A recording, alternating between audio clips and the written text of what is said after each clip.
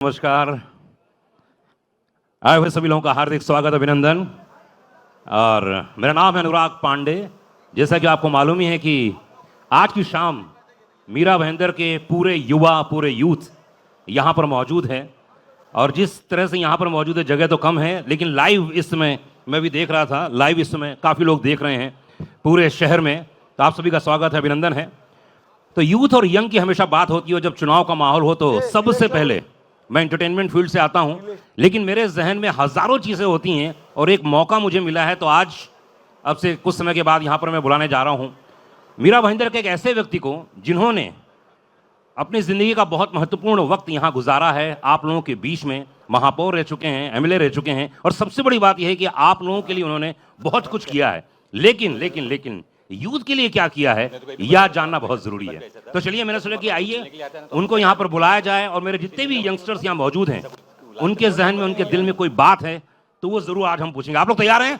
कौन कौन पूछना चाहता है? हाथ खड़ा करे, हाथ खड़ा करे। कौन कौन पूछना चाहता है? Very good. तो चलिए, मैं भी तैयार हूं, और फेसबुक के जरिए यहाँ पर हजारों की संख्या में जो लोग जुड़ रहे हैं वो भी तैयार हैं। तो चलिए, जोरदार तालियों से स्वागत कीजिए हमारे आपके नरेंद्र मेहता जी का। एक बार जोरदार तालियां होनी चाहिए। वेलकम, बहुत बहुत स्वागत है नरेंद्र मेहता जी का। वेलकम, स्वागत आपका। एक बार जोरदार तालियों से स्वागत होना चाहिए। Thank you, love you everybody. Narendra ji, जैसा कि मैंने इनसे वादा किया था कि हमारे मीरा भाईंदर के जितने भी यूथ हैं वो आपसे बहुत कुछ पूछना चाहते हैं, और खासतौर से नेताओं, राजनेताओं का और हमारे युवाओं के बीच में जो संबंध है वो हमेशा बलिष्ठ रहा है। और आप जब इस समय मौजूद हैं तो आपसे बहुत सारे प्रश्न पूछे जाएंगे। क्या बोलना चाहेंगे इस पूरे यूथ के बीच में? मैं तो यूथ को ही मिलने आया हूँ आज। विशेष देखते हैं यूथ क्या कहना चाहता है आज। जी बिल्कुल बिल्कुल, आइए बैठते हैं। माइक, हाँ। तो जिस तरह से मैंने वादा किया था कि आज नरेंद्र जी, मैंने इनको बोला है कि आज जो क्वेश्चन जो पूछना चाहते हैं, मैं जानता हूं कि आपको अभी जाना है, जस्ट निकल के बड़े मुश्किल से पकड़ के लेके आए आपको लेकिन ये युवाओं की मांग थी, यूथ की मांग है, और हर कॉलेज से एक पार्टिसिपेंट यहाँ मौजूद हैं, जो हर स्कूल से मौजूद हैं, और यंग और यूथ आपसे बहुत सारे प्रश्न पूछना चाहता है। तो सबसे पहले मैं आपसे शुरुआत करता हूँ, मेरे से शुरुआत करता हूँ कि आपने आज की इस पूरे कार्यक्रम के लिए हाँ कैसे बोल दिया? बिकॉज नहीं, मैं काफ़ी टाइम से यूथ से इंटरेक्शन करना चाहता था। जी, हमने शहर को अपने हिसाब से डेवलप किया। यूथ जो है आने वाली नेक्स्ट जनरेशन है, नेक्स्ट लेवल की बात सोचती होगी, तो डेफिनेटली मैं चाहता हूँ कि इनके मन में भी ऐसे कुछ सवाल है, या हो सकता है कि ये एक अपनी सोच बना के रखी हो कि ये शहर कैसा देखना चाहते। तो मैं चाहता था कि जब इनसे रूबरू मिलूं तो शायद बहुत कुछ आदान प्रदान हो सकता है, या इनके मन में ऐसे कुछ क्वेश्चन मार्क है या अधूरी जानकारी है तो पूरी जानकारी कर सकूँ, ऐसी मेरी सोच है। पर पिछली बार जैसे जब आप थे यहाँ पर, आप महापौर भी रह चुके हैं, आप एमएलए भी रह चुके हैं, 5 साल आपने जो दिया है वो वाकई बहुत महत्वपूर्ण है। तो मीरा भाईंदर में जब आप इस जगह पे थे, और तब क्या परिवर्तन आ गया है? उन 5 सालों में क्या क्या ऐसा हुआ, और अब आगे क्या आप ले जाना चाहते हैं? यूथ अच्छी तरह जान रहा होगा कि क्या चेंजेस आए। मीरा भाईंदर मेरे ख्याल से अधिकतर का बर्थ प्लेस यही है जी। तो इन्होंने अपने जन्म से मीरा भाईंदर को देखा है कि हम कहाँ थे और कहाँ पहुँचे, तो ये अच्छी तरह उस फ़र्क को जानते। तो आज इनसे ही सुनेंगे, मैं कहने से अच्छा हूँ कि ये सब कहे और हम सुने आज। ओके, तो एनी क्वेश्चन? सबसे पहले शुरुआत कोई करना चाहता है, कोई प्रश्न पूछना चाहता है? ऐसे नरेंद्र जी, मेरे पास बहुत सारे क्वेश्चंस आ रहे हैं फेसबुक में, इस समय लाइव भी हैं। जी, कोई क्वेश्चन पूछना चाहता है? अपना नाम बोलिएगा और किस कॉलेज स्कूल से हैं वो जरूर बताइएगा। माइक दीजिए प्लीज। हाँ हाँ, माइक प्लीज। नरेंद्र जी, अभी मीरा भाईंदर में मेरे जहन में एक चीज़ आई है, मैं क्वेश्चन पूछना जब तक ये माइक आ रहा है, कि अधिकतर यहाँ बात होती है कि एजुकेशन के मामले में अभी भी इतने साल हो गए, आपने शुरुआत की थी 14-15 के दौरान, उसके बाद फिर पूरा मामला ठंडा पड़ गया। ये अगले जो पिछले 5 साल निकले वो तो मुझे समझ में नहीं आया क्या हुआ। लेकिन आप क्या करना चाहते हैं कॉलेज स्कूल्स के लिए, क्योंकि मेडिकल कॉलेज नहीं है यहाँ पे? नहीं, अगर मैं देखूँ तो हायर एजुकेशन की इस शहर में कमी है। अगर मैं ये देखूँ तो पिछले 15 सालों में इस शहर में कॉलेजेस नहीं बने, स्कूलें बहुत सारी बनी। आज अगर देखते तो मैं पिछली बार भी अपने एक इंटरव्यू में कह रहा था कि एवरी ईयर मोर देन 10,000 बच्चे एसएससी के पास होकर निकलते, और हम जब एडमिशन की बात करें तो इस शहर में केवल 1,000 बच्चे ही एकोमोडेट हो सकते, और 9,000 के लिए तो एडमिशन ही नहीं है। कोई मुंबई जाता है, कोई थाना, कोई पालघर, कोई न्यू बॉम्बे, इस तरह का है। और कई कई लोग तो कॉम्प्रोमाइज़ कर लेते क्योंकि एवरीडे ट्रैफिक में ट्रैवल करना या फिर बस में ट्रैवल करना प्रैक्टिकली पॉसिबल नहीं होता, क्योंकि कॉलेज 5 घंटे का, लेकिन ट्रैवलिंग टाइम जाने में 2.5 घंटा, आने में 2.5 घंटा। इसलिए भी बहुत बार ऐसा हमने देखा है कि बहुत जन ने कॉम्प्रोमाइज़ किया है, और कुछ लोग तो ऐसे कि फिर नेटिव प्लेस चले जाते हैं अपने हायर एजुकेशन के लिए। तो हमारा सपना है कि इस मीरा भाईंदर में ज़्यादा से ज़्यादा कॉलेज निर्माण हो, ताकि मेरे शहर के यूथ को, एक भी यूथ को अपने हायर एजुकेशन के लिए मीरा भाईंदर के बाहर नहीं जाना पड़े। ये हमारी सोच है। क्या बात जी। जी कोई क्वेश्चन? माइक दिया? हाँ पूछिए पूछिए। माइक दिया सर को, माइक दीजिए प्लीज। अच्छा रेडी हो रहा है, ओके सर। बहुत सारे क्वेश्चन आ रहे हैं। संजय का इस समय मैसेज आया मेरे पास कि यूथ और युवाओं के बीच आज की तारीख में बहुत चैलेंज है, क्योंकि मार्ग से थोड़ा बदल रहे हैं, अलग होते चले जा रहे हैं, लेकिन अगले जो 5 साल आने वाले हैं यूथ के लिए, जैसे हमने अभी कॉलेज की बात की, तुरंत रिस्पांस आ गया देखिए। तो क्या होगा 5 साल में, आप क्या देखते हैं, क्या फ्यूचर है? नहीं, मैं अच्छा ही देखता हूँ future, because I am the positive person, so always I think positive. और यूथ चाहे तो बहुत कुछ कर सकते हैं। इनके आइडियाज़, इनके ये सारी चीज़ें इनोवेटिव होते हैं। जिस तरह ये सोचते हैं उस तरह हमें सोचने में भी टाइम लगता है। तो मुझे वेरी मच कॉन्फिडेंट है, अगर यूथ अपने आप पे सेल्फ कॉन्फिडेंट निर्माण करे तो हमें लगता है कि यूथ बहुत कुछ कर सकता है। इनका आने वाले 5 साल जो है वो सुपीरियर हो सकते। और क्योंकि हम एक दौर से निकलते, सेकंड जर्नी के अंदर यूथ हमारा प्रवेश करता है, तो किसी भी चीज़ के लिए सेल्फ कॉन्फिडेंट होना ज़रूरी है कि हाँ ये काम मैं कर सकता हूँ, ये काम हम कर सकते हैं। और जिस दिन वो ठान ले उस दिन मैं कहूँगा कि उनकी जर्नी अच्छी ही अच्छी है। हेलो। इसमें अविनाश ने पूछा है कि आपने बोला कि हर प्रकार के क्वेश्चन, तो क्या पर्सनल प्रोफेशनल सब बातें पूछ सकते हैं? Anything you can, what ever you think. ओहो, चलिए भाई, कोई पर्सनल क्वेश्चन पूछना चाहता है, प्रोफेशनल क्वेश्चन पूछना चाहता है, पूछ सकता है। जी क्या नाम है आपका? गुड इवनिंग सर, मेरा नाम कल्पेश राजपुरोहित है। कल्पेश, हाँ जी जी बोलिए बोलिए। जी, मैं ये कहना चाह रहा था कि आवाज़ ज़रा। अभी आ रही है? हाँ बोलिए बोलिए आप। तो मैं ये कहना चाह रहा था कि आपका फ्यूचर के लिए, मतलब हमारे लिए आप क्या सोच सकते हो कि हम आपको फ्यूचर में सिलेक्ट करें? ओह अच्छा, इनका एक क्वेश्चन ये है कि अगले 5 सालों में आपको एमएलए क्यों बनाएं, ये युवा पूछना चाहता है। किस लिंक से इन्होंने पूछा मुझे नहीं पता, बट लेकिन आपने सोशल पूछा, प्रोफेशनली पूछा, तो इफ़ यू क्लेरिफाई तो I can give the proper answer. नहीं, हमारे यूथ के लिए क्या बेनिफिट होगा आगे, मतलब एजुकेशन, हम लोग हायर एजुकेशन करें, उसके बाद job opportunity. See basically my dream is that, मेरा मैनिफेस्टो भी है, और मैंने कहा है किसी भी शहर को अगर चलाना है या कंट्री को चलाना है, अब मैं कंट्री की चिंता मोदी जी कर रहे हैं, मैं शहर की चिंता करूं, महाराष्ट्र की चिंता फडणवीस जी कर रहे हैं। कंट्री हो, स्टेट हो या हमारा शहर हो, इसे चलाने के लिए कमर्शियल वायबिलिटी भी होनी ज़्यादा ज़रूरी है। आज मीरा भाईंदर हम देखते तो बहुत सारे टावर पे टावर बनते जा रहे, रेसिडेंशियल कॉम्प्लेक्स बन रहे, और ये खुशी की बात है, कोई दुख की बात भी नहीं है कि यहाँ के या बाहर से आने वाले लोगों ने मीरा भाईंदर को रहने के लिए अच्छी जगह सोची, तो वी वेलकम दैम कि हमने उतना सारा इंफ्रा डेवलप किया। लेकिन अगर हम दूसरी ओर देखें तो हमारे पास कमर्शियल चीज़ें कुछ भी नहीं है, और इसके कारण आज भी 90% यूथ या प्रोफेशनल ये या बिजनेसमैन ये सभी मुंबई ट्रैवल करते, क्योंकि हमारे यहाँ पे एक रेसिडेंशियल ज़्यादा है। तो हमारा ड्रीम है इस शहर के लिए और यूथ के लिए कि मीरा रोड वेस्ट जो है वो डेवलप जब हो तो वहाँ पे आईटी पार्क बने, मल्टीनेशनल कंपनीज हो, कॉरपोरेट ऑफिस हो, उद्योग और व्यापार जब शहर में आएगा तभी इस शहर की भी तरक्की होगी और यूथ को भी मौका मिलेगा, यहीं पे जॉब भी मिलेगा, बिजनेस भी मिलेगा, प्रोफेशनल हो तो उन्हें भी अपने सोर्सेस मिलेंगे। तो हम चाहते हैं कि मीरा भाईंदर में यूथ के लिए एजुकेशन के बाद जब वो सेकंड थर्ड जर्नी में जाए तो उसे बिजनेस करना हो या फिर जॉब करना हो या कोई प्रोफेशनल हो, वो सारी चीज़ें मीरा भाईंदर में मिले, ये हमारा सपना है। क्या बात। जी क्या शुभ नाम है आपका? चेक। जी नरेंद्र जी, बहुत अच्छा क्वेश्चन आया है यहाँ पर कि यहाँ पर जो रीडेवलपमेंट हो रहा है इसके बारे में अगले 5 साल आप क्या देखते हैं, क्या होने वाला है?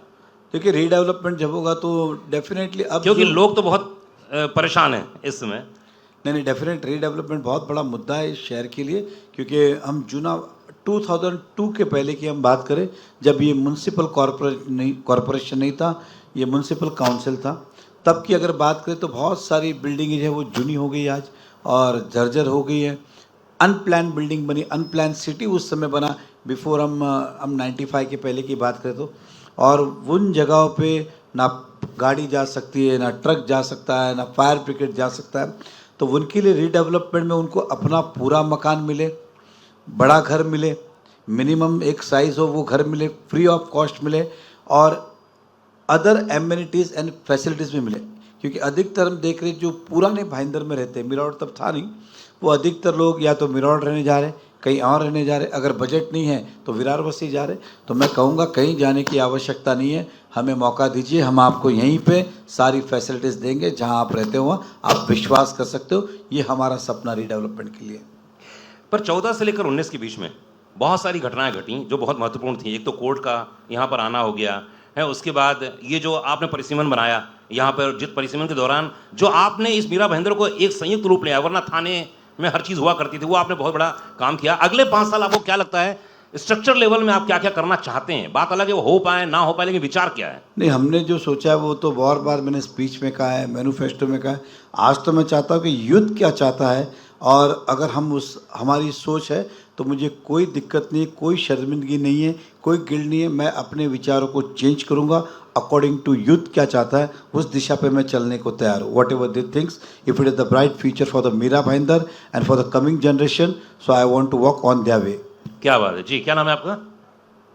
नमस्कार सर, मैं अक्षय मिश्रा। मैं सर आपसे ये क्वेश्चन पूछना चाहता हूँ कि अगर आप एमएलए चुन के आते हैं तो सर आप स्पोर्ट्स के लिए क्या करना चाहेंगे? क्योंकि आजकल का जो यूथ है ये थोड़ा सा सर मोबाइल्स और लैपटॉप्स से ज़्यादा जुड़ गया है, तो वो स्पोर्ट्स के प्रति थोड़ा अट्रैक्ट हो, उसके लिए सर आप क्या करना चाहेंगे? See, I belong to the Narendra Modi ji government, and Modi ji आने के बाद ने स्पोर्ट्स की बहुत सारे प्लेटफॉर्म तैयार किए, स्पोर्ट्स को प्रमोट करने का प्रयास किया, हमने कई सारे मेडल हासिल किए।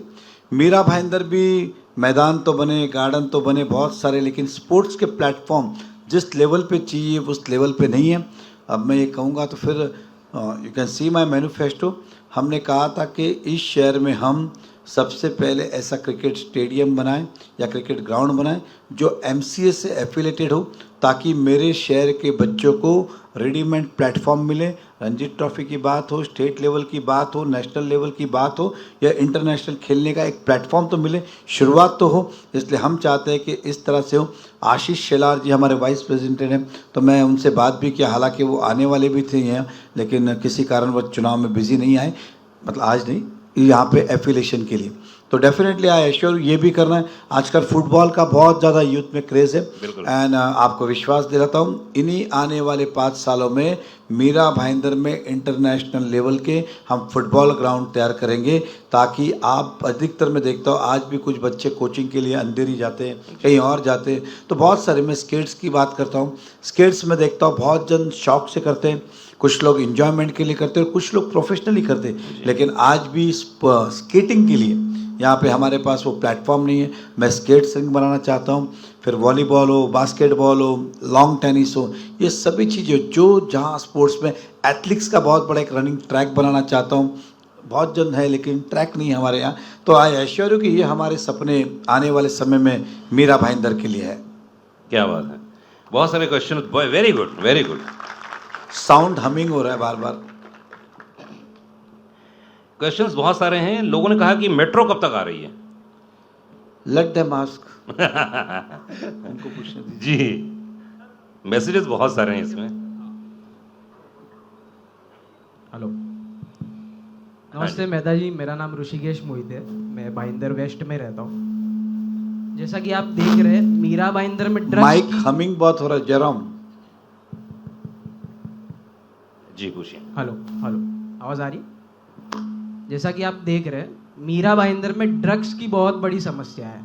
आप वेस्ट की बात करें, मीरा रोड की बात करें, यहाँ पे ड्रग पेडलर्स है, आप अगर बांग्लादेश ग्राउंड के यहाँ पे अगर खड़े हो जाए, सुभाष चंद्र बोस मैदान ग्राउंड के यहाँ पे, आपको कोई भी बच्चा हाथ पकड़ कर लेके जाएगा और बता देगा आपको ड्रग्स कहाँ पे मिलता। तो इसमें आपको कोई भी, मैं पॉलिटिकल जवाब एक्सपेक्ट नहीं कर रहा हूँ, सीधा सीधा आपसे ये पूछ रहा हूँ, ये बंद होगा, होने वाला है, क्या होने वाला, आपके क्या विचार है इस पर?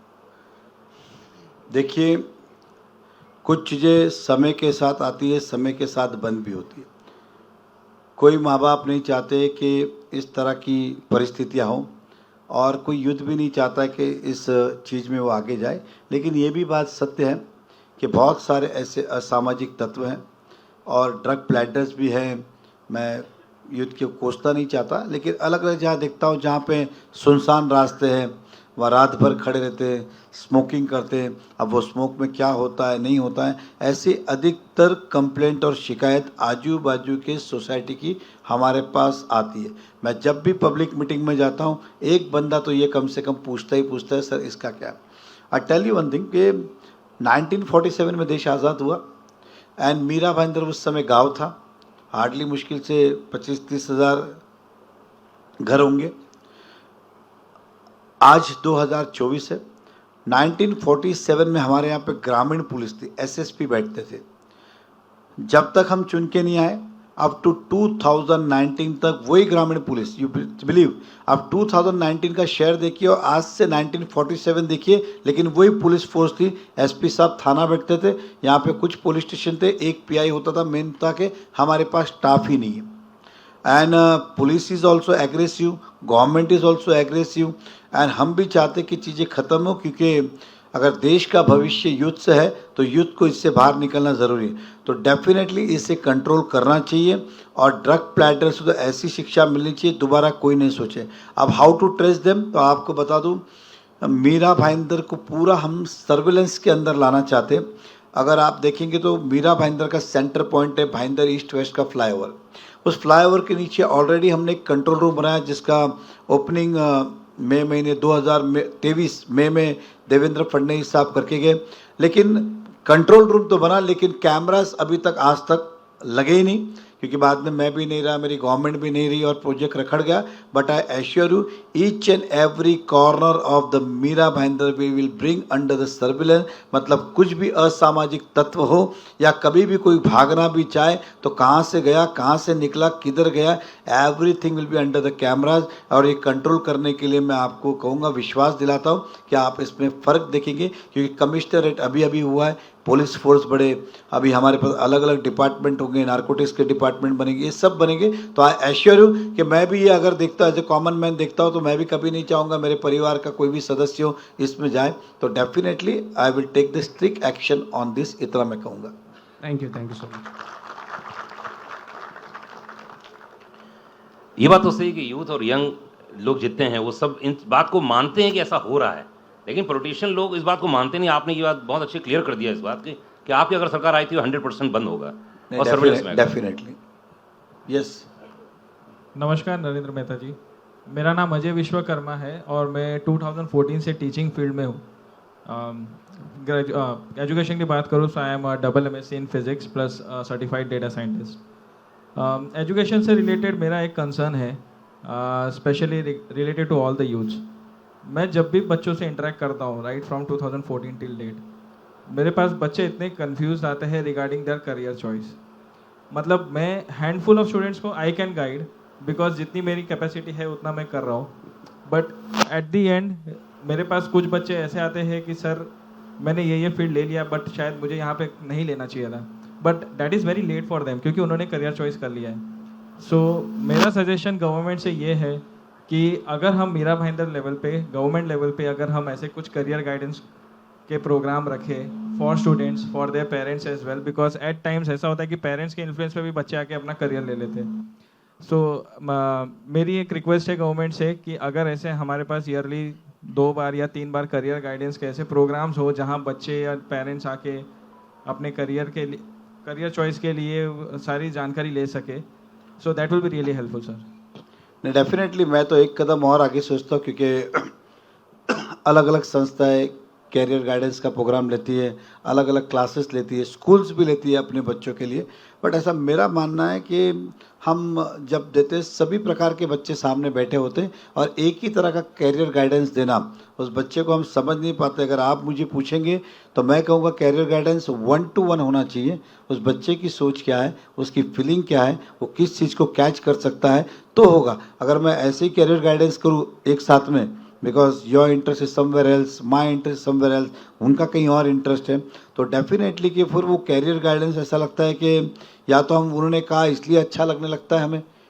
और career guide, how you explain, how you do the marketing, बहुत सारे क्लासेस इसलिए कैरियर गाइडेंस करते हैं कि डोंट टेक द अदरवाइज भी एग्जाम्पल, कि इसलिए भी होते कि हमारे पास ये बच्चे आएंगे तो हम फिर उसको प्रॉपर गाइडेंस में लेके जाएंगे, उसकी गाइडेंस, उसकी जो सोच है उस पर हम उसे ले जाएंगे।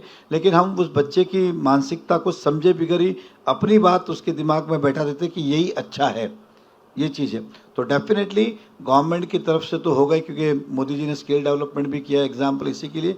तो गवर्नमेंट की तरफ से भी ये आप चाहते हैं कि अगर कैरियर गाइडेंस समय समय पे होना चाहिए। आई एश्योर यू, ये जो बात है मैं अपने जहन में रखूँगा, जब मौका मिलेगा तो I will try my best कि गवर्नमेंट की तरफ से भी कैरियर गाइडेंस की ऑर्गेनाइजेशन हो ताकि सही दिशा मिल सके। Thank you sir. Narendra Mehta ji Bharatiya Janata party की ओर से इस समय प्रत्याशी हैं और चुनाव तो खैर आने ही वाले हैं। बहुत सारे क्वेश्चंस हैं, लगातार फेसबुक में आप जा सकते हैं, लाइव देख सकते हैं नरेंद्र मेहता जी के, जो लोग इस समय देख रहे हैं आपने लोग, उसमें जाके मैसेजेस बहुत सारे आ रहे हैं।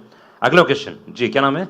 गुड इवनिंग सर, मैं दिशा शर्मा हूँ। I am a resident of Mira road itself. मेरा क्वेश्चन आपसे ये था, हम सबको पता है रिसेंटली मीरा रोड काफ़ी फेमस हुआ था due to some communal tension scene in 22 जनवरी।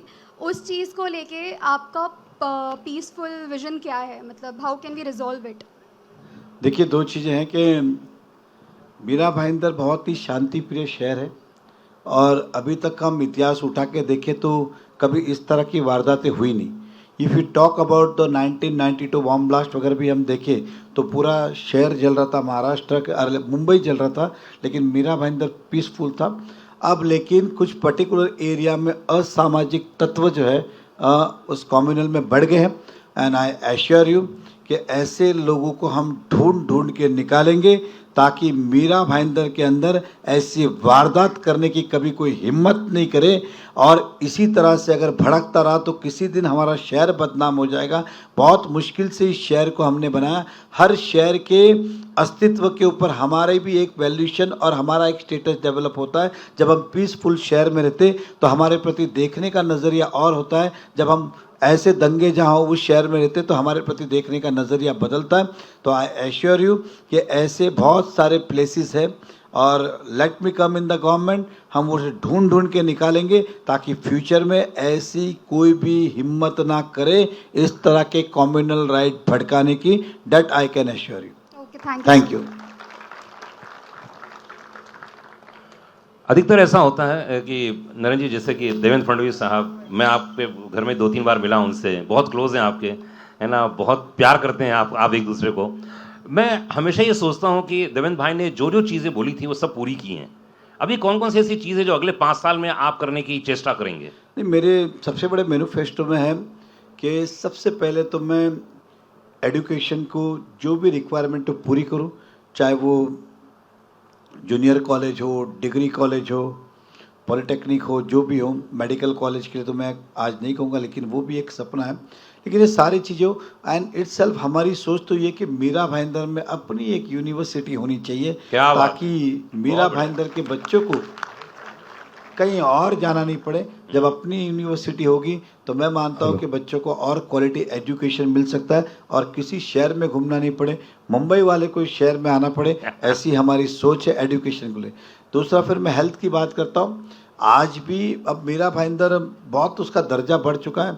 एक एक फ्लैट अगर आप देखेंगे तो 1-1 करोड़ 2-2 करोड़ के फ्लैट हो गए जी। आज भी जब पिंच होता है, जब कोई कहता है डॉक्टर के पेशेंट बहुत सीरियस है, इसे मुंबई शिफ्ट करना पड़ेगा, तब पिंच होता है कि मेरे शहर में आज भी कमी है। ऊपर से डॉक्टर एक लाइन और जोड़ देता है कि लेके जाना है तो अपनी रिस्क पे लेके जाओ। ऐसे में रिश्तेदार क्या करे, घर वाले क्या करे, लेके जाने में भी टेंशन, नहीं लेके जाने में भी टेंशन। कुछ लोग कॉम्प्रोमाइज़ करते, कुछ ले जाते। तो हम चाहते कि मीरा भाईंदर में मल्टी स्पेशलिटीज हॉस्पिटल डेवलप हो, ताकि मेरे शहर में एक भी पेशेंट को अच्छे इलाज के लिए मुंबई जाने की आवश्यकता नहीं पड़े। क्या ये बात। हमारे सपने इस शहर के। नरेंद्र जी, एक दूसरा मैंने कहा था कॉर्पोरेट ऑफिस इस शहर में आए। जी, अच्छा, व्यक्तिगत क्वेश्चन पूछता हूं मैं आपसे। अगर आप बिजनेसमैन और नेता ना होते तो आप क्या होते?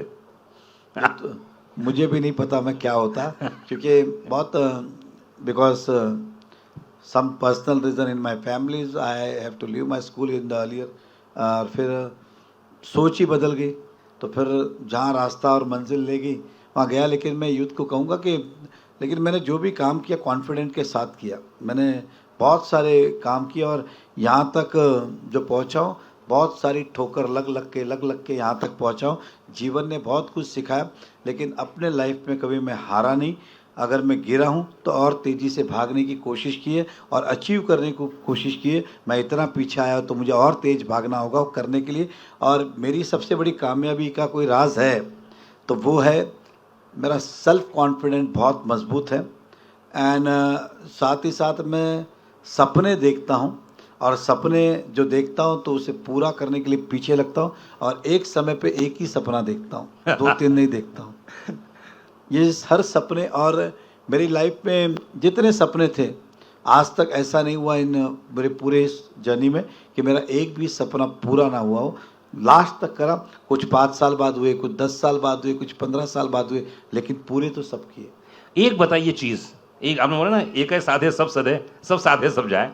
एक चीज जो अगले 5 साल में हमको देखने को मिलेगा अगर आप आते हैं, तो अनुराग, अगले 5 साल के बाद हम यही बात करेंगे, यही सेलिब्रेट करेंगे कि देखो यार, ये मैंने बोला था और ये हो गया। नहीं, मैंने कहा देखिए 5 साल बाद, तो इस 5 साल में मैं यूनिवर्सिटी बना के रहूँगा। मेरा डिज़ाइंस रेडी है, मॉडल्स रेडी है। वाह। मैं जल्दी सोशल मीडिया पे उसे अपलोड करूँगा, बिफोर इलेक्शन आपको देखने मिलेंगे। तो मेरा सबसे बड़ा ड्रीम तो वो है, and I really love to do this. अगर आप 24 साल के होते इस समय, इनके जैसे होते, तो आप क्या प्रोफेशन चुनते आज की तारीख में? हाँ, ये तो बड़ा कहते हैं ना, अपने लिए दूसरों को सलाह देना बहुत इजी होता है, अपने लिए बहुत भारी होता है।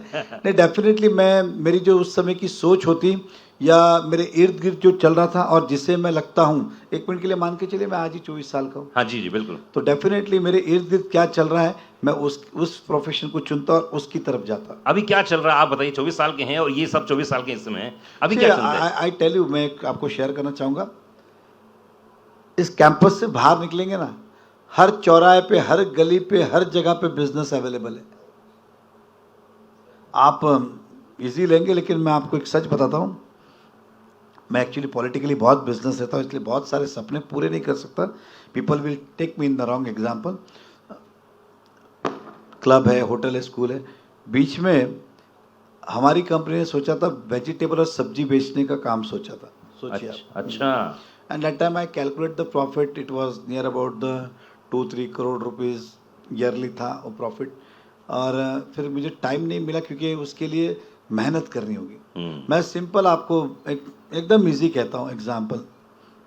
आप कभी जाइएगा, नासिक जाइएगा, ऑनियन के प्राइस पूछ लीजिएगा और यहाँ प्राइस पूछ लीजिएगा, कैलकुलेट द ट्रांसपोर्ट, और फिर उसे आप देखिए कि यार ये काम तो मैं कर सकता हूँ इन डैट वे, वो इजी हो सकता है। कितने टका का फायदा होगा? नहीं, डेफिनेट, मैंने क्या कहा, वो कितने मेहनत करते, कितनी एफर्ट डालते इसके ऊपर। मेरा तो एक चीज़ और भी था, अगर मैं वेजिटेबल बेचूंगा, ख़राब होगा तो क्या करूंगा। मैंने कहा मैं कॉस्ट टू कॉस्ट जितने होटल वाले उनको बेच दिया करूंगा। तो व्हेन यू थिंक, मैं एक एग्जांपल दूंगा how I came in the business.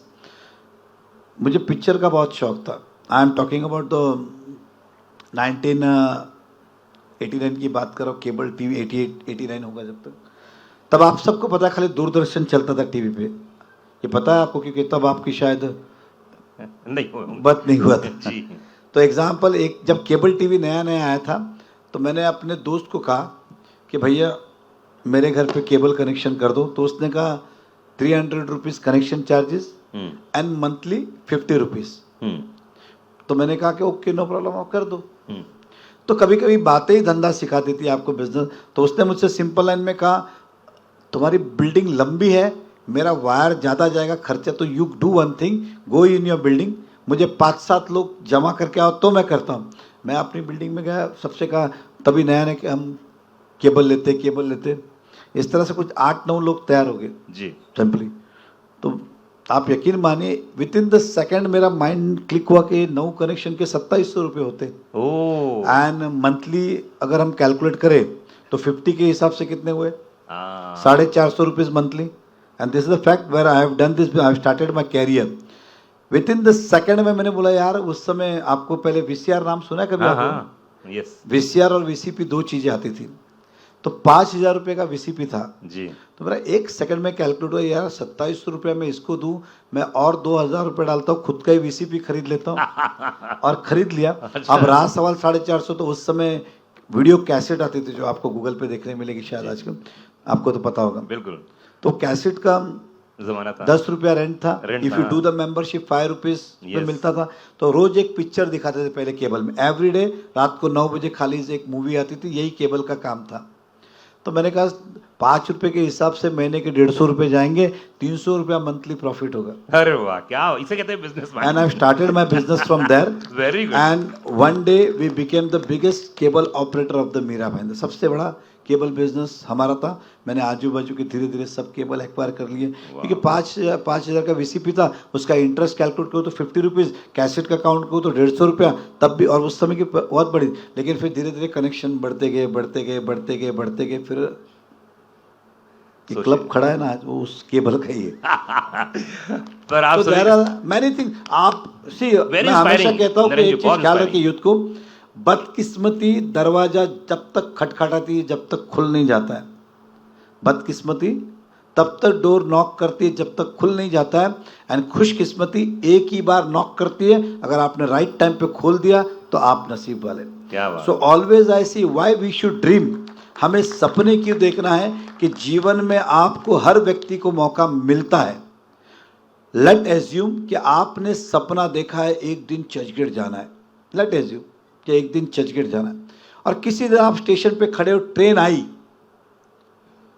और उस समय आप सोचने लगे यार चर्चगेट जाऊं कि विरार जाऊं चर्चगेट जाऊं कि विरार जाऊं तो ट्रेन रुकेगी क्या नहीं वो नहीं चली जाएगी लेकिन अगर आपने सपना देखा है और ट्रेन आई तो आप क्या करेंगे इमीडिएटली उसमें बैठ जाएंगे तो सेम आपके लाइफ में हर जगह अपॉर्चुनिटी है अब सही समय पे आप हिम्मत इसलिए मैंने क्यों कहा कि सेल्फ कॉन्फिडेंट आपका कॉन्फिडेंट अगर मजबूत है तो ये चीज़ें हो सकती हैं और देखिए हर आदमी का बिजनेस का वो किस लेवल पे है विदाउट मनी भी बिजनेस होता है और एक लेवल के बाद बिजनेस के लिए पैसा लगता ही नहीं मैं कहता हूँ मुकेश अंबानी को बिजनेस के लिए पैसा लगता ही नहीं क्यों कैसे सी बेसिकली ट्रेडिंग के जो बिजनेस होते हैं वो सारे व्यवहार और विश्वास पे चलते हाँ व्यवहार और विश्वास विश्वास पे चलते एग्जाम्पल अगर मुझे कल कोई फ्लैट खरीदना है मैं बिल्डर को कहूँगा कि ये फ्लैट मेरा और मेरी बेचने की कैपेसिटी है उससे टोकन दूंगा 1,000 रुपया खरीदूंगा दूसरे को बेच दूंगा बीच का प्रॉफिट लूंगा दोनों डील कर लूँ तो वो एक व्यवहार और विश्वास एक मौका ऐसा आता आप किसी भी चीज़ में ले लीजिए if you are doing the trading example आपने स्टील का ट्रक मंगाया तो अगला आपका विश्वास और व्यवहार उससे अच्छा है तो वह ऐसे ही आपको ट्रक देगा जिसको बेचना है उसको बेच दो इसी का पैसा लो इसी को दो बीच की प्रॉफिट ले लो दिस आर द थिंग्स क्या बात है वेरी गुड सोचिए मतलब भाई नेटफ्लिक्स जो आज खड़ा है ना उसको चैलेंज मिल सकता था अगर आप केबल के आपको मालूम है ना केबल के धंधे जो वीसीआर जो चलता है अपने यहाँ उस जमाने में जो चलाते थे नरेंद्र भाई वो नेटफ्लिक्स भी वही करता था लेकिन आज पूरे वर्ल्ड के टॉप 5 में नेटफ्लिक्स आती है इसलिए मैंने कहा ना हर एक की ज़िंदगी में अपॉर्चुनिटी आती है बिल्कुल। मैं पॉलिटिकल बिजनेस में पॉलिटिकल बिजी हूँ इसलिए बिजनेस पे ध्यान कम होता है अदरवाइज बहुत सारे अपॉर्चुनिटीज आते हैं भाई एक लाइव करते हैं सिर्फ आप अपॉर्चुनिटी बताइए हम लोग लाइव में जानेंगे कि हर कोई जानना चाहता है जी नेक्स्ट क्वेश्चन जी नाम हाँ क्या जी है नाम क्या है नमस्ते सर रजनीश तिवारी है मैंने इंजीनियरिंग किया हुआ LR तिवारी से ही तो सर जैसे जब इंजीनियरिंग कंप्लीट होती है तो बहुत ही डिफ़िकल्ट टास्क होता है कि जॉब मिल जाए हमें तो कुछ एजुकेशन सिस्टम में कुछ ऐसा कुछ ला सकते हैं कि प्रैक्टिकल नॉलेज ज़्यादा हो थ्योरी से क्योंकि कैसा होता है हम थियोरिटिकल नॉलेज बहुत हो जाता है हमें बुक पढ़ पढ़ के हम पास हो जाते हैं और मैं भी मतलब मेरे क्लास का मैं टॉपर होके गया हूँ लेकिन जब जॉब करने के लिए जब मैं इंटरव्यू देने गया तो वहाँ पे टोटली डिफरेंट चीज़ होती है वहाँ पे मैथ्स के साइन कॉस थीटा ये सब कुछ होता नहीं है तो कुछ ऐसा एजुकेशन सिस्टम में हम ला सकते हैं कि प्रैक्टिकल नॉलेज दिया जाए ज़्यादा थ्योरी से civil engineer mechanical engineer electronics and telecommunication बराबर एग्री में क्योंकि जब भी इंटरव्यूज आपके होते तो बेसिकली वो आपके एक्सपीरियंस आपका फ्रेशर के वो देखने का तरीका अलग होता है। फ्रेशर है तो बोले ठीक है, ज़रूरत है इनको हेल्पिंग में डाल दो। अदरवाइज़ तो आपकी एक्सपीरियंस ही देखा था आपने, और इन्होंने जो कहा सच है कि पढ़ाई में और प्रैक्टिकल में बहुत फ़र्क है। एग्जाम्पल बहुत सारे चैलेंजेस आते हैं, तो उसके लिए मेरा सजेशन ये रहेगा कि उस समय जॉब को जॉब नहीं समझ के इंटर्नशिप समझिए, या सीखने के लिए और हम 1 साल और सीखने जा रहे हैं, 1 साल मेरे कॉलेज का और बढ़ गया, उसके बाद सीखने के बाद आप इंटरव्यू को जाएं, you will get the right opportunity. ऐसा मेरा मानना है कि एक आपका एजुकेशन कंप्लीट हुआ, सीखना। पहले के ज़माने में आप देखिए example, I tell you, I am talking about the मेरे यंग एज की बात, कि जो करना चाहता था, वो कपड़े की दुकान करना चाहता था, वो पहले जाके कपड़े मतलब अच्छे मतलब खुद की दुकान है, बिल्कुल। मान लीजिए मेरी गोल्ड की दुकान है, अगर मेरे बेटे को कपड़े की दुकान, तो मैं पहले उसे जॉब पे भेजता था, भैया इसे लो, 2 महीने काम करो, सीखो माल कैसे आते हैं, आटे दाल का, and then you start the business. Gold के जितने भी थे मुझे अच्छी तरह पता है, वो नौकरी करते, पगार कम मिले ज़्यादा मिले, खाना मिले 2 वक्त का, वो भी बहुत है, आप सीख के आओ, फिर अपने शोरूम शुरू करते थे।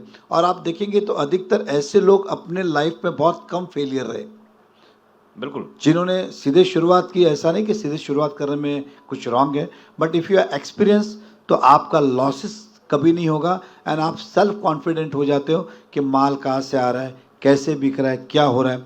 अब अगले का इन्वेस्टमेंट उसका लगा है, जैसे हम कहते हैं ना, किसी भी बिजनेस को शुरू करते तो पहले ब्रेक इवन को टाइम लगता है, बराबर है ना, उस समय लॉसेस, तो ब्रेक इवन आप उसका करिए ना जहाँ सीखने जा रहे हो, वो ब्रेक इवन पीरियड। हमारा तो सीधा कल दुकान चालू, कल बिजनेस हो, कल प्रॉफिट हो, इस तरह से करिए ना आप लोग। सही बात, ब्रेक इवन का काम किसी और के लिए करिए। बहुत बढ़िया, बहुत मैं ये कहना चाहता हूँ। और एक मेरा क्वेश्चन था, थोड़ा पॉलिटिक्स से रिलेटेड था, ये तो एजुकेशन से रिलेटेड। बिल्कुल, पॉलिटिक्स के बारे में बिल्कुल पूछ डालो यार, जो है पूछिए, तीर फेंको।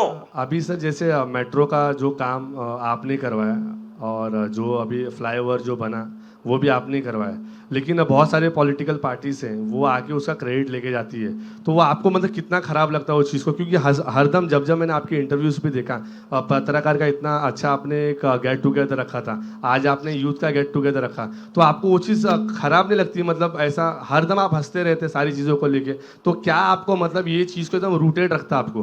देखिए, पहली बात तो जितने काम किए मैंने सोशल किए, किसी रिवॉर्ड के लिए या बदले में पैसा मिले, ट्रॉफी मिले, ये इस एंगल से किए नहीं। बट दैट्स ऑल्सो ट्रू कि किया हमने, कोई और ही उसका श्रेय ले रहा है, उस बात का पिंच होता ही है। कोई नहीं ले रहा होता तो पिंच भी नहीं होता। ठीक है, मैंने तो सड़क बनाई, लोग चल रहे, अच्छी बात है, आई फील हैप्पी जब मैं गुजरता हूँ। तो ये डेफिनेटली है कि इस शहर में मेट्रो हमारा ड्रीम प्रोजेक्ट था। आप सभी यूथ को कहना चाहूँगा, मीरा भाईंदर जो रोड है, हमने उसकी ट्रैफिक को देखते हुए फ्लाईओवर डिज़ाइन किए थे। कि हम आने के बाद, आई केम इन 2014 एज ए MLA, इन 2015 हमने प्रोसेस किया कि हम यहाँ पे 3 फ्लाईओवर बनाते, DPR बनाया, मतलब डिटेल प्रोजेक्ट रिपोर्ट बनाया, टेंडर प्रोसेस की शुरुआत की, लेकिन तब तक दहिसर में मेट्रो आ चुकी थी। तब लालच बढ़ी कि मीरा भाईंदर में मेट्रो लाई जाए। फिर फडणवीस साहब को मैंने कहा कि सर, तो उनके वर्ड मुझे आज भी याद है, अरे बोला गली में कहाँ से मेट्रो जाएगी, उनके शब्द है, गली में कहाँ मेट्रो जाएगी। बिकॉज आप देखेंगे कोई भी शहर ले लीजिए, मेट्रोज या तो हाईवे टू हाईवे या बड़े बड़े रोड से गई है। हमारे मीरा भाईंदर में तो यहाँ से आई और आगे जाके वेस्ट में रुक गई। अब बहुत ही छोटा रूट है, आगे जाने का कोई ठिकाना भी नहीं है, कब जाएगा वो और बात। तो मैं कहा सर, मीरा भाईंदर की प्रॉब्लम ये है कि अधिकतर लोग 90% लोग जॉब पे जाते हैं और विराट ट्रेन में हम चढ़ भी नहीं सकते। अगर ये होगा तो एक बहुत बड़ा वरदान होगा मीरा भाईंदर के लिए। तो फिर उन्होंने MMRDA कमिश्नर वगैरह को मेरे साथ आए, वो मेरे फ़ोटोज़ भी हैं, हमने जाके पूरा सर्वे किया और कहा कि इस मेट्रो को फिर कहा कि फ्लाईओवर कैसे बनाए, मेट्रो है तो मैंने कहा कि सर एक काम करते, बड़ा बनाते, आधा फ्लाईओवर रहेगा आधा मेट्रो। तो बोला नीचे अंधेरा हो जाएगा। मुझे सारे वर्डिंग याद है, मतलब एंड टू एंड मैं अगर फ्लाईओवर कर दूँ तो आधा रोड आधा मेट्रो, ऐसा। फिर बोला सर नीचे पूरा डार्कनेस हो जाएगा, गंदा लगेगा। फिर लास्ट में ये डिसीजन हुआ कि नागपुर में एक था कि इसको आप देखते हैं जनरली ये सब नीचे फ्लाई और ऊपर मेट्रो आपको इंटरनेशनली देखने मिलते होंगे, इंडिया में मिलते नहीं है। लेकिन ये फिर कॉन्सेप्ट हमने लिया। तो महाराष्ट्र में 2 शहर है, एक देवेंद्र फडणवीस जी के शहर में है और एक हमारे शहर में, जहाँ नीचे फ्लाईओवर और ऊपर मेट्रो है। ये हमने कर दिखाया। ये प्रोजेक्ट वैसे 2022 में हमें कंप्लीट करना था, बट बैड लक, मेरी गवर्नमेंट नहीं रही 19 में, मैं भी नहीं रहा, आज तक प्रोजेक्ट डिले चल रहा है। बट आई एश्योर यू आपके माध्यम से कि आने के बाद इन द फर्स्ट 3 मंथ और 4 मंथ, पहले 3 महीने में हम मेट्रो काशी मीरा तक शुरू कर देंगे और भाईंदर की मेट्रो इसी 2025 के अंदर पूरा करके आपकी जर्नी के लिए खोल देंगे, इतना आपको विश्वास दिलाता हूँ। Thank you sir. बहुत खूब, बहुत खूब। ये बात तो है कि यूथ में अभी भी उस बात की लालसा है नरेंद्र जी की, वो चाहते हैं कि ज़्यादा से ज़्यादा लोग इसमें जुड़ें। अच्छा, आपको क्या लगता है कि पॉलिटिक्स में ज़्यादा यूथ आ क्यों नहीं रहा है? मैं अगर नहीं आया होता तो मैं भी नहीं आता। नहीं, पर क्या रीज़न लगता है? जैसे बेसिकली बहुत कठोर होना पड़ता है पहले तो, इसके अंदर पर्सनल लाइफ खत्म हो जाती है। आप इम्पोर्टेंस आपके लिए सबसे बड़ा तो जनता ही होती है, जनता होती है। सारे कमिटमेंट, मॉर्निंग 6 बजे उठ के जाओ, आज मैं अब 2 बजे घर पे जाऊंगा टोटली सर, तो ये सब पर्सनल लाइफ तो पूरी disturb. When you are in the profession business तो ये चीज़ें नहीं, अपनी मर्जी का राजा है। If I would be the business man, मैं शायद सुबह 9 बजे उठता, 10 बजे उठता, महीने में 1 आध बार वैकेशन को जाता, या 4-4 साल वैकेशन नहीं होते। हाँ, ये बात तो सही है। ऐसा है। एंड बहुत सारी चीज़ें ऐसी होती है, तो लेकिन ठीक है, अल्टीमेटली मुझे अब मज़ा इसी में आता है। मुझे पैसे कमा के मज़ा नहीं आता है, सोशल सर्विस करके आता है, इसलिए मैं इस फील्ड में, अब वो मेरा नशा बन चुका है, ऐसे कह सकते हैं। पर एग्जैक्टली मुझे बताइए, जब कंट्रोवर्सीज होती हैं तब पिंच होता है, पिंच दुख होता होता है, तब उसी क्षण लगता है कि आज ही छोड़ दो। लेकिन क्या होता है कि आपके पीछे आपके बहुत बड़े एक फॉलोअर ग्रुप होते हैं। हाँ, बहुत बार व्यक्ति जीवन में औरों के लिए वो जीवन जीता है। बिल्कुल। जैसे उदाहरण को, जिस फैमिली में आप रहते, बहुत काम अपनी फैमिली का चेहरा या अपने फैमिली के लिए आप करते, उसी तरह से when you come in the politics field तब पूरा शहर ही आपकी फैमिली है। अब उनकी ज़रूरत के हिसाब से आपको ज़िंदगी जीनी पड़ती है, आप इतने का दिल तोड़ने की हिम्मत नहीं कर सकते हो। इसलिए इस तरह का ये प्रोफेशन में आने के बाद जाना बड़ा मुश्किल हो जाता है। नहीं, क्योंकि इतने सारे बिजनेस हैं, जितना पैसा बनाना था बना लिया, सब कुछ हो गया, लेकिन फिर भी एक जुनूनी बहुत बड़ी चीज़ है। नरेंद्र भाई, मैं दिल से पूछना चाहता हूँ, जैसे कि अभी अमेरिका के डोनाल्ड ट्रंप बने हैं, इतने बड़े बिजनेसमैन हैं, वो राष्ट्रपति बन के लोग कहते हैं कि क्या होगा, लेकिन ये जुनून है देखा जाए तो टेक्निकली। नहीं, मैं डेफिनेटली कहता हूँ ना कि सी, अब ये तो यूथ है generally, everybody in their life particular अपने परिवार की व्यवस्था करने के बाद वो अपना समय किसी ना किसी को देना चाहता है। हाँ, कोई गौशाला बना के देता है, कोई गणपति मंडल करके गणेश जी की सेवा, कोई नवरात्र मंडल बनाता है, कोई एनजीओ बनाता है, कोई समाज के लिए काम करता है, कोई धर्म के लिए काम करता है, कोई मंदिर के लिए काम करता है, कोई स्पोर्ट्स के लिए काम करता है। सभी लोग, क्योंकि वो ऑफिस से कितना भी थका हुआ हो और जब बाद में जब सोशल में जुड़ता है तो उसके अंदर एक अलग सी पॉजिटिविटी, एनर्जी निर्माण होती है। अब जब हम कहते हैं कि मोदी जी इतना काम क्यों करते हैं,